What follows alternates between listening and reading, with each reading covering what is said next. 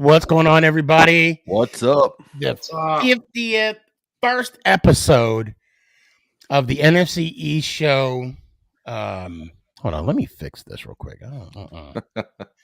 This ain't working for me. There we go. There we go. Okay. Of course, I'm chilling with True Blue Pork Rind. We got Philly Sports Guy out on a G14 classified mission. He had to paint the face up to get through the crowd. Right. Right. We do have some stuff to talk about today. Man. News was coming out today, big time. You know what, True Blue? Let's go ahead and start with you. Go ahead. What you got? Well, it was the one thing that I dreaded the most, and I've been talking about it, was Calvin Ridley getting in trouble for gambling on a game that he loves. Yeah. And the NFL players, I mean, the stuff that's being tweeted out between the difference between the fans and the players is different. But we knew this was going to come at some point with this new bargaining agreement that they had with the casinos. So it has come true, and now it's time to pay the piper. Yeah, and he I guess he tweeted out he only spent like $1,500. Yeah. And he claims that he does not have a gambling problem. Yeah. You know, the first step of an alcoholic is denial, right? So yeah. I'm not saying he has a gambling problem. I'm just saying, you know, if I tell you, pretty lady, I'm not a stalker. I'm stalking you. I'm your stalker. And just so you know, that was my that's how I approached Angie, you know, 23 years later. There you go. Thought it'd be easier if we got married. Yeah, man, it was one of those tough deals we're seeing. You know, a guy who has a salary coming up of $10 million. Oh my God, yeah. Yeah. Was it 10 or 11? Yeah, 10 plus. But okay. You know, to come out and say that he gambled $1,500 during an off week when he was on IR, and you know, it does. I mean, we all sit here saying it doesn't make sense, but it's, you know, $1,500, whatever it may have been. It shouldn't have been done, but we knew it was going to happen sooner or later. So we're going to have to wait to see what the Players Association is going to have to deal with this off season about. Does he have area to appeal it? Yeah, he's got to appeal within 3 days. Okay. And I mean, doesn't even stand a chance. That's the. I'm gonna say no, because now that he's admitted it, yeah. Now that he's admitted it, I don't think that was the right approach on his behalf, and he probably didn't have a lawyer present when he was tweeting out. But that's where social media gets you. Yep. So yeah, he's not gonna have a leg to stand on. But you know, the whole year being suspended, the whole year. That's another thing. So, I mean, they could appeal that to where it's, you know, 6 games, 8 games, somewhere to where he can still receive a paycheck. I think is more favorable if he's going to win. I think the question for me is, was it games that he played in? Was it games that he participated in? Was there games that, because the charge, okay, from what Goodell said, he said, you are challenging the integrity of the game. And that would be my question to him. Did he play in any of those games that he had a factor? And then if he did he vote or not? I mean, did he bet on his team? Did he bet on the opposing team? So then there lies the question of, did he miss catches on I mean, there's a lot. To me, it just opens up a lot more questions than just the simple. Yeah. Not a good look. Simple statement. Yeah. It's definitely not. And it's not, to me, it's not even the dollar amount. No, never is. It could be $50, yep. You know. But let's just, okay, I'm just going to throw this out there. Let's say that. Hypothetically.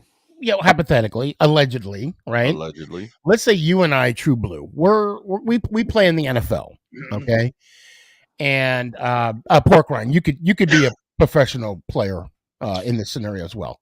Thanks. And I play for the Giants, you play for the Cowboys. We're both out of the playoffs, right? The Super Bowl comes, and I tell you, I got $500 on the Rams, and then you say, okay, 500. Now, is that illegal in Yes. the league? Yes. Even friendly wagers are against their bylaws.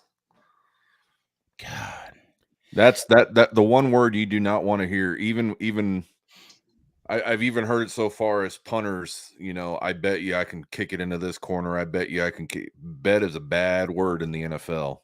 Yeah. If you're a player or coach or team okay, member. so I got a couple people that jumped in.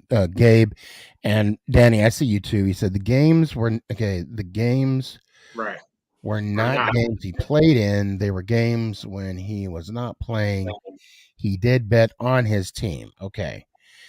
He started betting games after he left the game or left the team due to mental illness. And yes, he bet on his team. Okay. So now if he had, first off, if it can be proven, because you gotta prove everything. I think he might have he might have a way to reduce the suspension. It's not going to be a year, especially if he did not play in any of those games. Yeah, he didn't play. It was like I said, he was on. They had placed him on the IR, some list. They placed him on there, and yeah. I would hope it's not going to be a whole year, but when you come out admittedly and then you put laugh out loud on your Twitter, yeah, after Right. you're making a joke of a heavy situation, and again, you're going to have the Players Association.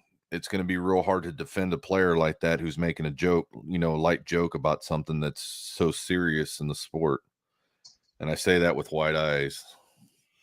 Well, I'm kind of on his side a little bit because I am too. And I think the reason why he's looking at it in a lighthearted, LOL type way, if you will, is because he had no impact. Now, when I think of sports gambling, I think of Pete Rose. I think of that Green Bay player back in the day, the Golden Boy. Yeah. I think I can't think of his name right now. I think of that incident. But the fact that he had no impact, didn't play, I think he has he's going to get suspended. There's going to be some kind of punishment. But the full year. Here's the part where I'm having the trouble, and it's really not that much trouble. But when you have insight to the team, and your friends are the players and the wide receivers, the injuries, what kind of bet was this, first of all. Yep. Right. Second of all, did he talk to teammates about the situation? How did this get out there that he made the bet? That's what it's going to come down to. And we all know when you're being held down, you're going to snitch to save your own hide. So was it a teammate who got involved, to say, hey, this guy's talking to me? But it's all, just allegedly. It's until the facts come out. Again, I'm not one person that wants to talk. I'm not going to assume. I'm just going to. You're not going to speculate. Yeah, I'm not even going to speculate. I want to hear it from him first, and then we can go there for after. Pork Ryan, you want to speculate? I mean, it's a touchy subject. I mean, it's frowned upon. You're not supposed to do it. Don't do it. Well, okay. Well, let me ask you this, Pork Ryan. Okay, there was no impact on his part. Now, True Blue, that's a fair judgment call right there. He may have some inside knowledge, right? Because let's be fair, a lot of these teams do not do the full report on the injury report. So we may know a receiver, or he may know a certain player is going to be more active in a game, or maybe participate more in the game planning of a certain game. I'm just throwing it out there because you brought up a fair point. He may have some like quote unquote insider trade, on the Falcons that we're not privy to. Okay. However, for me, that could even, I could even say, again, you're on the Dallas Cowboys. Okay. You're hurt. You're on the Dallas Cowboys. You're not hurt. You're playing. Okay. And I'm your friend. We knew each other since kindergarten. Okay. We go back GoBots. Remember GoBots back in the day? Yeah. That's how far we go back. So we're talking, we're hanging out, we're chilling, and I'm getting some info from you. That's no different than what allegedly he would have done. You know what I mean? Yeah. Now, granted, it depends on the information too, right? Yeah. But Porkman, I'm getting back to you. Even with what True Blue said, which is a fair point. To me, the fact that he did not have any kind of impact on the game, didn't play, didn't catch any balls, didn't score any touchdowns. Does that, in a sense, change the offense? Like, I'm not just saying like he's totally acquitted. I'm not saying that. But does it kind of diminish? Would you still give him a full year? I mean, if you were the commissioner, if you were Goodell, right? And you got the information that you got right in front of you, boom. He didn't play, but he has a year suspension. Would you still give him the full year suspension? That's why I'm not Goodell. I personally don't. I don't think. I think a year is too much. Okay, good. And that's all I want to know. That's all I want to know. A year is too much. 6 games, just like True said, 6 games. Yeah, not a year. Year's too much. But let's hear it all first. Yeah, right. That's the biggest thing. We gotta hear it, because I'm telling you, listening to the ex athletes, the ex NFL players, they're like, no, he's got to suffer the consequences. And then you've got the guys who are still currently, and they're saying, well, he shouldn't have done it, but it's a different mindset. We all have different mindsets, which of course is granted. But the things that we don't know is what's intriguing, because if Mr. Goodell knows, that means the Atlanta Falcons know. And if the Atlanta Falcons know and they were able to digest this over and get it out of their system and over to Goodell, that means they had a strong case. And it's not something light, especially with the salary that he's getting. So, it's a catch-20. Right. Yeah. Until all the actual facts come out, but it's hard. And Idzero said, if he didn't have anything to do with the outcome of the bet, I don't know why that's a problem for him, to be honest. I'm with you. I don't understand the overall issue, but again, that's just me. I'm on the outside looking in. I'm on the outside looking at this situation. So yeah, and it's just one of those situations where that's a touchy subject. Because then you have to look at, okay, if the alleged betting took place while he was off-site, who's to say that he wasn't betting during the game when he was healthy? And was that the reason as far as taking the time off situation? Well, again, that's where what you're saying is the full story. Now, if he did bet throughout the game or throughout the season, even when he the games that he participated, that's my thing. Yeah. There's one thing where I'm hurt, I'm sitting at home, I got my phone, I'm making some bets, right? It's another thing if I'm at halftime and I'm making bets. That's a totally different story. So Gabe says the reason the NFL found out is because the betting company reached out to the NFL partner betting company about who then told the NFL. So nobody snitched. It was the betting company that got him. Yeah, see, so that's where the partnerships come off, because if you don't have an alias, you're putting down your real name. And it was funny because the first thing I was thinking, well, maybe the bookie didn't have the money to cover the bet. Right. And he went straight to the NFL. He went straight to the Wow. NFL and said, "Hey, I Yeah. can't cover this bet, and this guy's over here an NFL player." So, that's the first thing that popped in my head. God. And for some reason, that makes me think of. I read an article. Oh, and I can't think of the player's name. I want to say it was a Patriots, but it was one of the Patriots.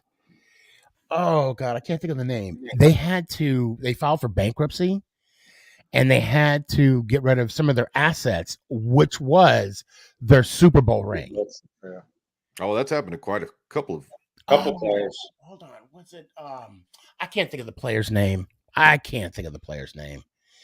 Yeah, but he had to give up his. Here's the thing. It was a Colts player. It was I can't think. Yeah, it was a Colts player because he had not only his Super Bowl ring, but he had to also get rid of his AFC Championship ring. Yeah, I don't doubt it. So, but Irsay already said he's going to buy him another ring. So good for him. Yeah, see, and this is something that the NFL, of course, had time to go and divulge and look back at the history of the games and look at the replays to see if he was actually put forth the effort. Because you have to say, oh, well, was that in his hands? Was that not in his hands? Was he running around? Yeah. That's where it gets real shady, man. That's I've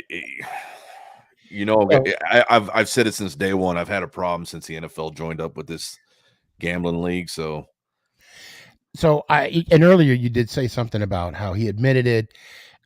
We can even agree that that's taking responsibility, right, for his mistake. Yeah. He says so. So Gabe asked a pretty good question or statement.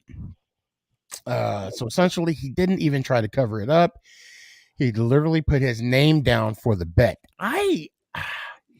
Even though in my mind I'd be like, God, you're such a dumbass. But then it's like, but then you're like, okay, he's being honest about it. He's not hiding it. And maybe this is a situation where this wasn't a like a problem, like he said. Maybe this is just one of those situations. He's like, hey, I'm not playing. Let me just go ahead and do this. Still can't do it. A coin. Yeah, and see, that's why I'm saying a lot of the the ex players are for the suspension and everything else is because one of the things they really harp on when they take you into these, when they take you under their wing and they put you in these classes, they tell you exactly what to do and what not to do. And one of the big ones is do not gamble on any NFL games. Okay, so I'm going to play devil's advocate here. All right, I'm going to do this. Maybe those old school NFL players, right? I'm not going to speak for the both of you, but for me, for example, I'm a traditionalist. Okay. I liked the fact that, and what I mean by a traditionalist, I like the fact that there's only, 2 wild card games instead of 3. It's the 4 division teams plus the 2 wild card teams. And I don't, and I'm just throwing something out there. And I don't like the extra wild card team. I don't like the fact that there's 7 teams in the playoffs. I like it better when you had the first 2 had the bye, and then because it worked better with my schedule. Okay, and the reason why I say that, of course, that's all full of shit. I love this extra wild card plus the Monday night game. I like that. Yeah, I didn't like that Monday night game either. I say that because like the old school NFL players, they have a different mindset than today. I mean, I'm not going to guarantee anything, but I think this would be a good question to ask, the old school football players. Hey, if you had an opportunity to bet, not on, if you were injured or right when, when it was legal, because like now they just made it legal to bet on NFL games. If you had that opportunity, would you have made a couple bets? And the guys I'm talking about now, mind you, the vets I'm talking about have only been out of the league 5 to 10 years, if that. The guys Right. that are, I mean, but that's still a different mentality than what it is today. very much so. You know, because I would not swap a jersey. I'll tell you that much. Oh, right, exactly. Yeah, exactly. So moving forward, this last weekend we had the combine. Yep. We had a lot of good players standing out. What is it? Is it Demarcus Willis from Baylor? Huh? From Baylor? Quarterback? Yeah, the quarterback. Malik. From Louisiana. Malik Willis. Yeah, geez, see, at least I'm consistent about messing up people's names. That's one thing you can say about me. That guy can throw the ball. Oh yeah, he can. What are the things that stand out to you in this combine? Go for it, Pork Ryan. I didn't even watch it. I'll be honest. I watching it, I'm going to say the overall, the wide receivers, they had the speed. They didn't have the hands. The cornerbacks were small. They just were not, very impressive. And really pretty much all of them, there's maybe one out of the crowd. The lineman was the big picture this year. There was tremendous standouts with the offensive linemen. I think the offensive linemen, that's going to be a deep bunch for the first 2 rounds. I think some of those guys coming out, the kid from Alabama is going to be the first lineman to go, and he could be going to Jacksonville. But I mean, the quarterbacks really didn't impress me all that much. Malik, yes, his arm, it really did impress me. I mean, throwing it, the kid out of Pitt with the gloves, Can you pick it? Yeah, measured hand size 8.5. I mean, yeah, he's got small. That made the day's highlights, but using the glove to throw and everything else, I just didn't see any standouts in the quarterback positions. But I mean, it was really not that much of a combine, if you ask me. It just was nothing really impressive that stood out to me. And I watched all 3 days. I'm kind of like Pork Ryan. I didn't watch it live. I was at work, but I did watch some of the highlights. Actually, last week on my show on Thursday, there was a couple people that I was told to look at, and I was not disappointed at all. We already talked about Malik. Oh, and Malik is from Liberty, by the way. Liberty, yep. Yeah, from Liberty. But the I cannot say his name. He's the defensive end from Oregon. Oh, I know who you're talking about. Yeah, he's. Don't even ask me to tear up that name. He was impressive. Yeah, I mean, like I said, it just really was. I don't think it was so much the coverage. I think it was just how flat it was. There was nothing. It just didn't have that same vibe on TV this time. Okay. Go around. I mean, the fans were great in the stands, but so I want to throw this out there too, and I need to catch it. I need to see this in person. So those that are watching this on Instagram or TikTok or Twitch, YouTube, whatever, there was a picture. Somebody took a picture of a wide receiver that ran a 4.09 40, and the NFL official time was 4.2 or 4.421? It was off 4.24 was. Yeah, but like when they clocked him, when they clocked him, it was at he was at 4.09. But his official time was 4.02 or something. Oh, here we go. Yeah, Jordan Davis. Thank you. In the clutch. That's what I'm talking about. In the clutch. That's for you. I don't have a soundboard. Yeah, that dude was fast. They got him at 4.21. But again, and I wish I would have brought that up here. I mean, even though it's 0.2 seconds, and he's probably gonna get drafted first round or whatever. Raiders might pick him up. But Picks up your those stock. 0.2 seconds could cost him millions. Yeah.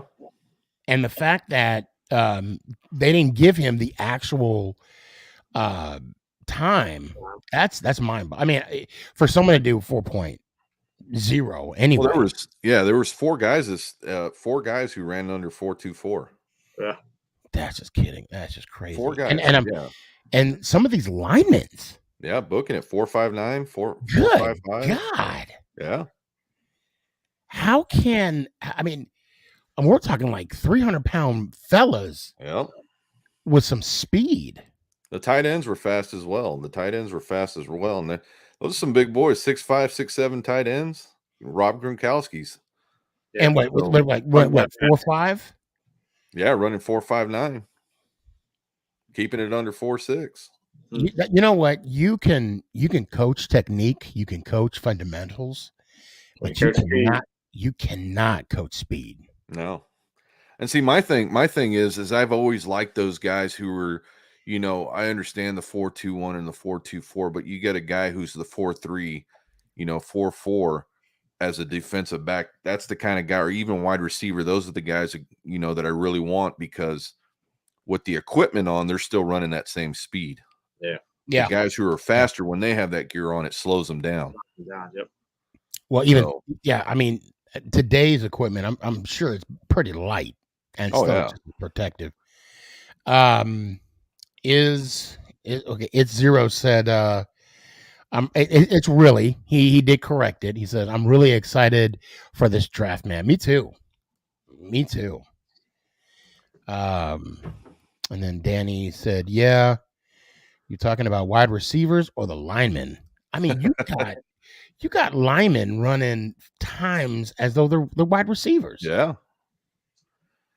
Yeah. So what you got to remember, how many linemen caught touchdowns this past year? Yeah. 22. Yeah. Yeah. So it's fair game to say it.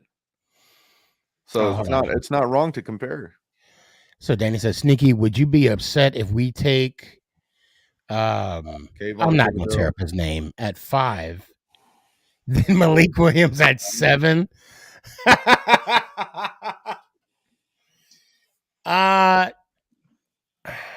Would I be upset?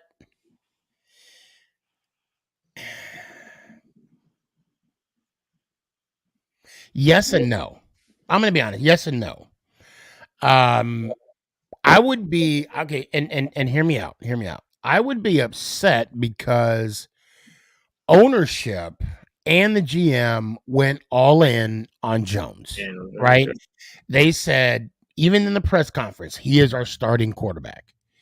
But they did say, we would like to bring in somebody to compete, competition all the time on the field. So, if that were to happen, would I be upset? No, but I'd kind of want to know what the plan is, because that type of talent. I mean, are you putting a timestamp now on Jones? If that were to happen, but I would rather see an offensive lineman in the first 2 picks. Now, later in the draft, second, third, okay, do whatever. But I would rather see a lineman go in the first round. That's just me. So, the draft is going to be pretty crazy this year, as far as the teams that are rebuilding. And I believe the Giants are going to be one of the teams to rebuild. And I don't think we're not either. Our linemen are not there anymore. We've got to do the same thing. 20, when we pick in the 20-some, it's so high for what we did. But to see you guys and then Philly have 5 picks total in the first round, that's even more disturbing. Scary. Scary. But, and yeah. I mean, I guess he just played his cards right. I mean, I'm happy we got the extra pick from Gettleman. You know, Well, the 'cause downside. last year we had no equity whatsoever. We couldn't do nothing in the draft. Nothing. So Sneaky, you guys have 5 and 7, huh? Yeah. Yep. That's why Sure. that kid threw out that scenario for that one. You guys could shore up that offensive line. And Here we go. True Blue. This for you. I'm not gonna read that one out loud. How about them Cowboys? Yeah, I'll leave that one alone. You know, the wheeling and dealing that's already begun. I know you guys have been paying attention to all the contract negotiations that are going on. Oh, yeah. Perfect segue. I mean, I don't know how hard and heavy it is for you guys, but the Dallas Cowboys are wheeling and dealing. We've got, 2 guys supposedly going out the door, a third that we're working on a multi-year contract for that just had an injury that took him out for the rest of the season. Wide receiver? Yeah. And it's just, Gallup? Yeah. And it's just one of those things, tight end. Who's going to get the franchise tag? What are we going to do with the quarterback? Running backs guaranteed. The quarterback already got restructured. Everything else, it's a whole multiple. Wait. Did they already restructure Dak's contract? Yeah. The one that he signed last year. Yeah. Yeah, wow. I figured that. And that's going to happen. I think that's going to happen almost every year. Oh, of course. Yeah. Of course. Yeah, and that's the thing. And of course, we have everybody that's what the cap on of the GM knowing what should be done without really knowing the whole situation. I try and explain to everybody, you got to understand that we can be GMs all we want, but without having the insight to the money. I mean, we can say dollar figures all day, but until we know the exact dollar figure, then it's hard to have that negotiation tactic. Saying that, D-Law is going to get $20 million or, whoever's going to get X amount of money. We don't know that. There's no way you can just retain to something if you think you know the figure without actually knowing it.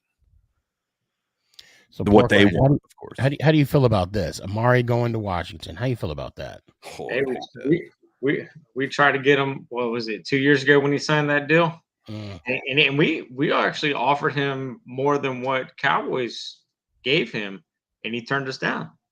I mean, I wouldn't be mad about it, but I mean, we're gonna have to pay.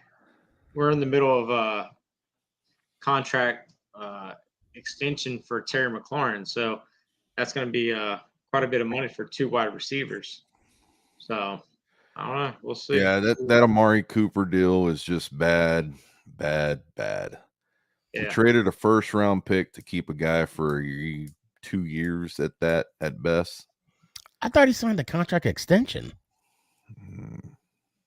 Didn't he sign a contract extension? But didn't he get last year? Yeah, last year. That's what I'm saying. Okay, because they did his contract first, then Dak's. Correct. Right. Okay, and that's why I'm saying we gave up a first-round pick. Last year was his second year. This was his third year. He came in 19. When we were playing Monday night against Tennessee, but it just doesn't make any sense. But again, I don't know the dollar figures. I don't know the amounts that these guys want in any of these restructured deals. So I'd hate to see him go. He's one of the best route runners I've ever seen. Yeah. I mean, I would love to have him, but once again, who's going to throw the ball to him? I was about to ask you that. I was about to ask you who's going to throw the ball. Right now, we don't have that answer in our locker room. Well, Heineke's not the answer, man. Unfortunately. I mean, like I said, if he had the arm, it'd be a different story. But and were you guys sitting in the draft 15th? No, we're 11. Oh, you're 11. Okay. Yeah, I'm not big on any of the quarterbacks this year, man. I'm not sold. Not sold on the quarterbacks this year. Well, there's a lot of hoopla with Russell Wilson. So supposedly we offered a pretty nice deal in Seattle. 3 first rounders. Is that what it was? I haven't heard what it was, but hey, 10 years ago we did the same thing. Why not? There's wait. the Commanders offered Seattle 3 first-rounders for Russell. Yeah, and no deal for a guy who's been in the league 10 years. 10 years, yeah. Yeah. Now, but doesn't Russell? He has a no trade clause in his contract too, don't he? I mean, he would have to agree to that. He would have to agree to it. Well, the thing is, he is from Virginia, isn't he? He's from Richmond. Yeah. Yep. So I'm not saying he'd get a hometown discount, but it'd be some kind of, agreement that he'd want. Yeah. But yeah, that's a lot of real estate to be given up. I mean, the scenario that worked out last year was the same way that what the Rams had done, giving away all this real estate to get the players that they want. And you look where they're at the Super Bowl. But see, there's some backstory to that, but I'd rather not talk about that online. So, of course, once you guys hear what I say, you're going to freak out. I don't know if we got to maybe, double check this, but Isaac's saying it's 2 first-rounders. Yeah. See, that's still a lot. Yeah. Hold on. I know Rivera was in there trying to wheel and deal. Yes, he was. I had something that Gabe wanted to say. Hold on a second. Basically saying, oh wait, hold on. That here we go, right here. Gabe said, sorry, Pork Rind, but Washington is going to draft a QB. I mean, they probably will. I'm just, I don't see someone being worth pick number 11. Maybe a second, third rounder, but I just don't see anybody worth number 11. I don't either. That's just me. So I'm going to throw this out there. And then, of course, I got to talk about the state of the Giants, too. And we got quite a bit I want to share with you guys. Over, under, let's do a prediction. And we still got some time to where we have a couple alibis. We could change it, the further along we get. Over, under. I'm going to say it again. Over, under 1 running back selected in the first round. Oof. Over or under. So basically saying either they're going to select 1 and that's it, or none. I'm trying to think of who needs a running back. That's what I was doing too. Because I can't think of anybody right now that needs a running back. Because last year, it was almost, wasn't it? I think there were 2 running backs selected. Pittsburgh got 1. Yep. It was Pittsburgh and I can't think of the other team. I mean, I could look it up, but not the Rams. No, not the Rams. It was the Rams didn't have a first round. No, they did not. And so Gabe says Miami needs a running back. I can't think of the last. Anyway, but it was someone said that there's going to be 3 running backs selected in the first round. No. And I said no. And this was last year. Oh, okay. And he was here we go, Jacksonville. Yes, it was Jacksonville. That's right. Yeah, because they got Trevor, and then they went out and got that running back because they had 2. That's what I'm talking about, Isaac. In the clutch. That's what's up. Yeah, I don't see it happening. I don't see it happening. I don't see. And are we starting to move away from that now? I mean, if you think about it, right? A typical running back, okay, like a Saquon or a Zeke or whoever runs the ball for the Commanders. I was gonna say the name just Riggins, the old school running back. Oh, that's going way back. That's going way back. You got to think about it. All those years that, but even before they get into the league, them running backs are taking a pounding. Now, granted, if you have, like a Saquon or a Zeke going against a non-conference school, their bodies aren't taking that much beating. But a tackle is a tackle. I don't care who's hitting you. It weighs on you. Yeah. So I say that to say this, that when by the time the running back gets to the league, and we got to keep in mind, a running back or a player period has to be out of high school 3 years before they can go into the league. That's a lot of carries. And that's if they redshirt. I mean, sometimes these guys don't even redshirt, But and then now they get into this league, and now they're going to be the number one guy if they're selected first overall or first round. I wonder how if that's going to be a dying breed now. I don't think it's going to be a dying breed. I think it's just going to be more cautionary. I think it's going to be cautionary, and it's going to be the second, third rounds that come along.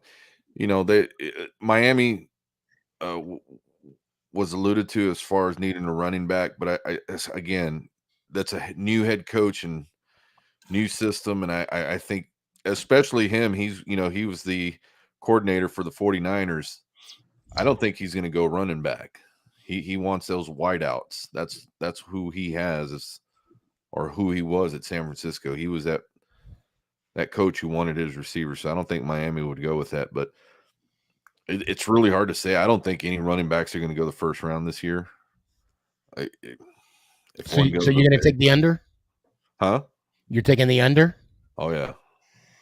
I'm going to go under too. What about now? Granted, we don't have to make this official until Wednesday before the draft. What do you think, Ryan?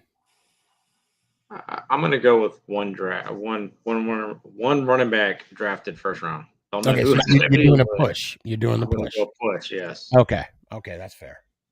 I just can't see any team needing one. So it's hard to say. It's just like right. I mean, especially right off the bat, like right now. And Townicus, thank you. Yes, 3 years removed from high school. Yeah, that's what I said. 3 years, right? Yeah. Yeah. Okay. Yeah. Thank you, Townicus. Now, regarding the Giants, I heard some disappointing news. Okay, Saquon gone? He's not gone, but he is definitely on the table. Yeah. I heard Buffalo might try to get him. I heard Buffalo. I heard San Francisco. I mean, there's so many teams that are looking at it. I don't know what the cost is. I don't know what he is. Oh man, what the GM is. The price tag. I saw something the other day. It said a fourth rounder, and that blew my mind. But with all the injuries, I still think a fourth rounder it's not high enough.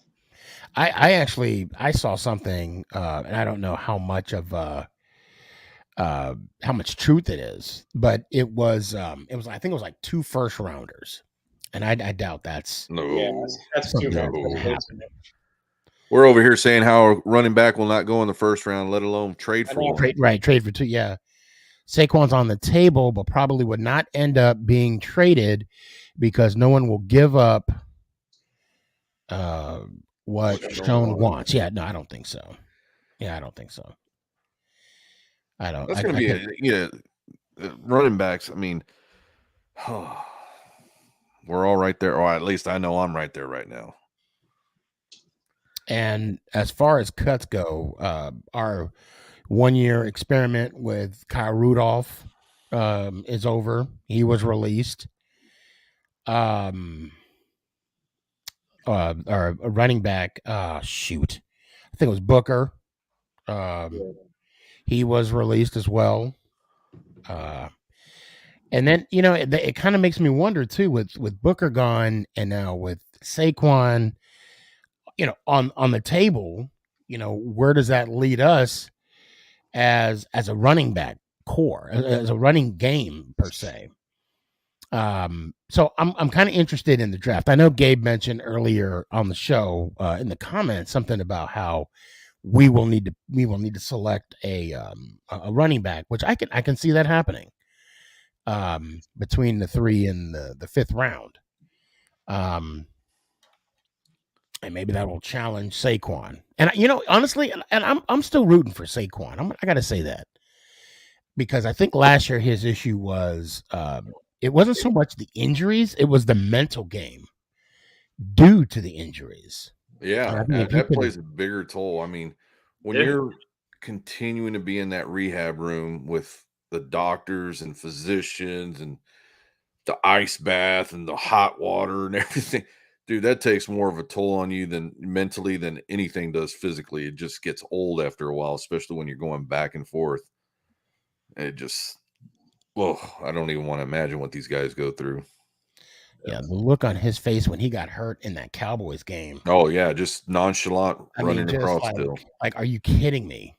And the way it ballooned the way it did. Oh my God. We were so competitive. And you know what? I shouldn't have brought that game up.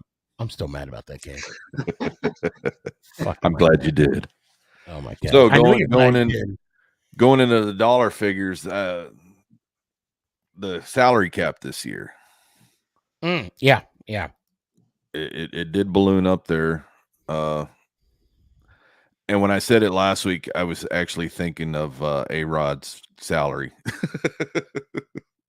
When I said 323, I was like, man, where did that number come from? Oh, yeah. Yeah. And then when I got into my office back on Tuesday, I have an article posted there for, cut out from the Metroplex there when he got that big salary with the Rangers for $300 some million. That's where I got that number from. But yeah, it's showing that it's at 203 this year, which is pretty sizable for, the salary cap. And the amount of money that's going to be going out the door. That's why I'm saying all the wheeling and dealing that's happening right now behind the scenes and free agencies. And you got a lot of pissed off fans out there with all clubs as far as how they're dealing with it from what they're seeing in the media reports. I don't think, till they see it firsthand, they'll never understand really what's going on with these GMs. What do you mean? How they're opening up their checkbooks or what? Well, closing their checkbooks, closing talks with players. We're talking about baseball. Yeah. Oh, okay. Yeah, we're telling players, hey, can you take a cut? And then of course they're not going to take that cut. So when media reports get out about that, I'm gonna say this about baseball. Okay. This was going to be the first year that I was going to be all in on the Yankees. That's right. I remember that. All in. I was going to go to the Texas Stadium, watch them beat up on the Rangers. And now that game is canceled. And now you mean to tell me that we got owners that are collectively billions of dollars, right? Billions of dollars. And I got to figure out myself how I'm gonna put gas in my car now. I'm literally at the gas station making life decisions, and then they're talking about billions of dollars. When every day. They can argue about money all they want to, but pretty soon they don't have to worry about it, because a lot of the newer fans, won't be able to, we won't participate. Well, that's why some things go obsolete, and that's why I was having a conversation earlier. This speculation of Aaron Rodgers making $45+ million. Yeah. I'm thinking to myself, okay, one, I understand wanting the amount of money that you're expecting, but two, there's a reason Tom Brady was great and is great. Yep. Because he knew he had to get a certain amount of dollar in order to keep enough money within the team to get other players to surround him. Mm-hmm. And he went after those rings. Now you can go after the money or you can go after the rings, but you go after the money, you're not going to be well heard of like you are when you have those rings. That's 50 years down the line, 100 years down the line. That's what you're trying to build. You're trying to build your legacy in football. Difference between Tom Brady and Aaron Rodgers, though, is Giselle. Have Giselle regardless. makes it easier to take that pay cut. Well, no, not necessarily, because I'm of the mindset, if I have, if I'm being offered $45 million, I'm going to take 25, get 20, get me a better player, get me a better lineman in there to protect me to go after that ring. Because it'd just be as easy to go do a couple of commercials and get that money back within a year. Oh yeah. That's what I'm saying. I was just joking. But again, that's just my opinion. No, I'm with you. And that's why I love Tom Brady. I think he's, best player ever. I mean, yeah, just every year taking a pay cut. Yeah. And that's what he'd make some of these players that we never heard of. He'd make them a well-known name because exactly. Yeah. And that's what greatness does. Greatness brings out the best in others. Yep. And if it's financially, if it's emotionally, if it's, statistically, it's one way or another. Great players bring out other great players, and that's how it's done right there. That's leadership. That's what leadership's all about. It doesn't matter where you're doing it from. You lead from the front, and that's exactly what he did. It also separates Brady from Rodgers. 6 Super Bowl rings. Yeah. I mean, don't worry. I mean, Giselle also looks good on his shoulder as well. But when he's, flossing those rings, and Rodgers, and I'll never forget, after, I think it was 2 years after Rodgers won the Super Bowl, Kurtz, I said 6 because Rodgers already has 1. So 1 minus 7 gives you what? 6. Jesus. Anyway. Yeah, but see, that's the thing. Man, to go down in the record books, dude, of 7 Super Bowls. Yeah. But see, that's the thing nobody ever talks about. They never talk about how he wanted other players in there playing with them, and he was willing to take that cut. I also want to say this too, though. One reason why Brady got a pay cut, because Belichick is cheap. Yeah. Belichick, if I'm not mistaken, I mean, he only pays his assistant coaches like I don't know, $8,000 a year. No, I'm kidding. No. But I know it's some ridiculous number that even to this day, that if you're not like a coordinator or an actual like a coach and lead, I mean, I'll have to look it up, but it's you're barely making $1,000 a month. Well, this is where I was listening to the NFL on Sirius, and they're talking about the amount of money that Troy Aikman got, Tony Romo, and now Sean Payton, who might be going to Amazon. You're talking $10-20 million a year to call a game with no worries of the outcome after you're done. Right. You think these NFL teams are going to be able to bring these coaches back onto the field after that? Right. Now, as long as you don't say nothing stupid on the air, you're pretty set. Yeah, and that's the thing. Yeah. Or emails. Yeah. But that's the thing. You got to look at it from an NFL standpoint or from an ownership standpoint. Hell, they're putting Sean Payton up in the booth, and he's going to be making $10 million plus. He doesn't even make that as a head coach. So that's where I'm saying. Hey, I'm happy about it, because then that means Jerry Jones won't make him a head coach the following year. and think about it. Payton already got his ring. Yeah. He already got his. So I mean, but it's better than 1 Super Bowl ring. Yeah, 2. Two of them. Yeah, it's like Brady. Yeah, Brady says, what my favorite Super Bowl ring is? The next one. The next one. And that's the thing. That's some gangster stuff right there. I love him, man. That is and he got it from, like, I guess it was the equipment manager at Michigan. Yeah. And this is when Michigan was winning all the Big East or Big Ten championships back in I said Big East. In the Big Ten championships back in the day. And he was like, which one's your favorite one? The next one. God, that is just straight gangster. Yep. Well, I mean, that's what it's about, man. That's what this league is about. That's what everything's about. You look at Aaron Donald. They got that one, and he's like, I'm ready for my next one next year. So I wouldn't count his chickens before they're hatched, but That's going to be tough to do in this league, as it always is. But the thing is, the amount of real estate that the Rams gave up to get what they had this year is exactly, what all in is about. If you're going to go all in, that's how you do it right there. Yeah. And it's the commitment level. Yeah. I do want to throw this out there too, about the Giants. They did reach out to Saquon and ask him to take a pay cut. And the word that I got is that he's willing to take the pay cut to stay in New York. That's good. So, see, D-Law was asked that, and he said, nope.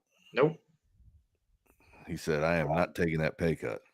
Yeah, I heard today they've reached out to Landon Collins to do that as well. So we'll see. I doubt he's going to do that too. We'll see. I know he wasn't too happy when they moved him from safety to linebacker, but I mean, he started playing a hell of a lot better when they did. So, well, see, the great thing was that when players say Saquon, who's in New York, has to pay, it's time to pay the tax man. They see it, they say, okay. These guys find out real quick what their states are all about, and what the kind of money they're into. And the best one I heard was Micah Parsons this week. He's all, man, taxes ain't no joke, are they? Or something to the story. Oh, because you got to pay the tax, man. It's time of year. So, and we're running low. We got like less than 4 minutes left in the show.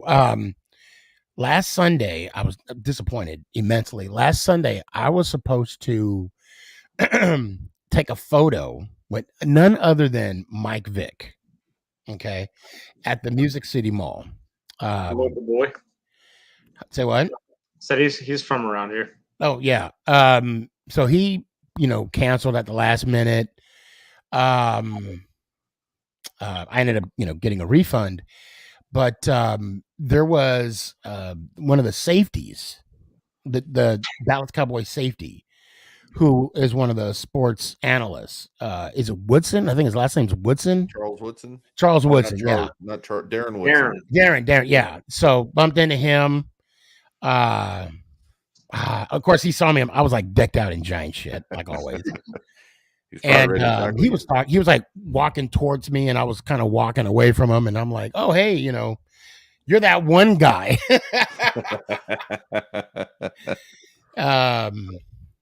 And I was gonna, give him some shit, but that didn't happen. But I mean, it was,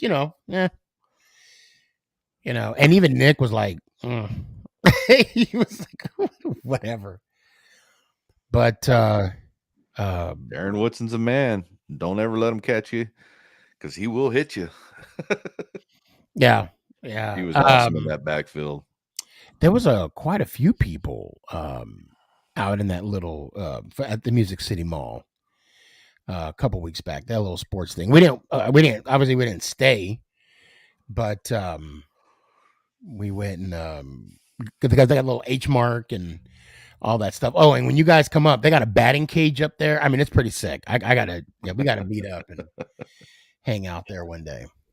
For sure.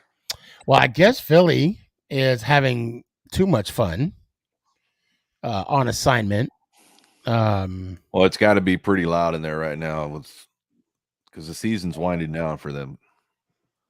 They won. It's fine. It's 121 to 106. So he's probably celebrating somewhere. I wouldn't doubt it. Well, I guess that'll end it for here. I want to thank, obviously, True Blue, Pork Ryan had a good time. This hour just went like quick. It always do. God.